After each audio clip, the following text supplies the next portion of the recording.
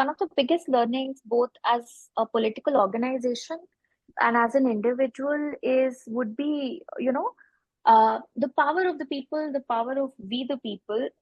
As I think Rahul ji says in his in the essay also, that India is its people, and Yeah. political leaders, really need to listen to what the people say, what their aspirations are, what their dreams and hopes are. And just, I mean, even if not doing anything else, just listen to what people have to say. And at an individual level, I think as a Yatri also, for me, uh, I think something which will stay with me is, that we as people, we are all connected. We are not, islands in ourselves. And when we are together, when we are united, we do better. We grow Mhm. together. Pushparaj. Yeah, yeah, no. You know, when I think back about the yatra, one is that it changed something in each one of us. Mhm.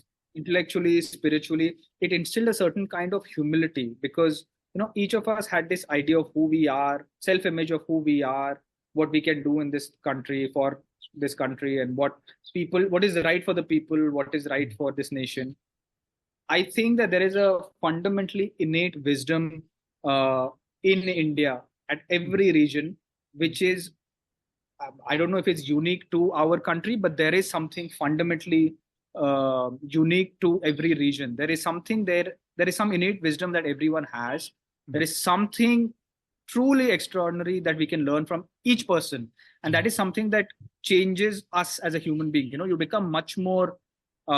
You quieten yourself. You're becoming much more open to new adventures, new experiences, and you still your own mind become less prejudiced, become less biased, and you don't have this behavior that you know it all.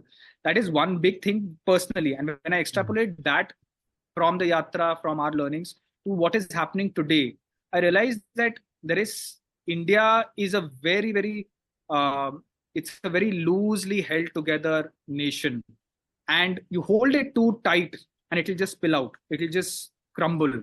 There is just the right amount of holding together, like sand in hand, right? You hold Yes. sand too tightly in your hands, it slips out of your fingers. You Yeah. have to have just the right amount of pressure to hold sand together, but let it exist in your this thing. And as Ruchira said, that common bond that unites us, no matter who you are or where you come from, what you think, there is a commonality that unites Indians. And we all have similar, we might have different aspirations, but we have similar needs, we have similar outlooks, we have a certain goal on what we are wanting to do.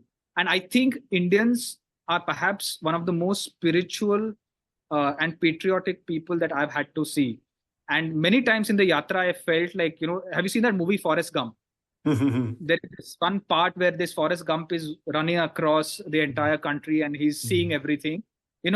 Our nation is just as beautiful. Our people are just as beautiful.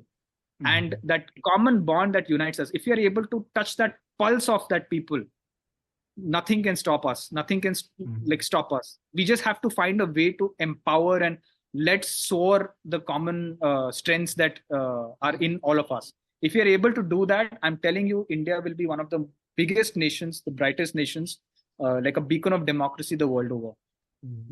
And I'm just hoping for the time when all of us will be able to actually do justice to that idea that Rahul Gandhi is showing us today, that path that he's on today.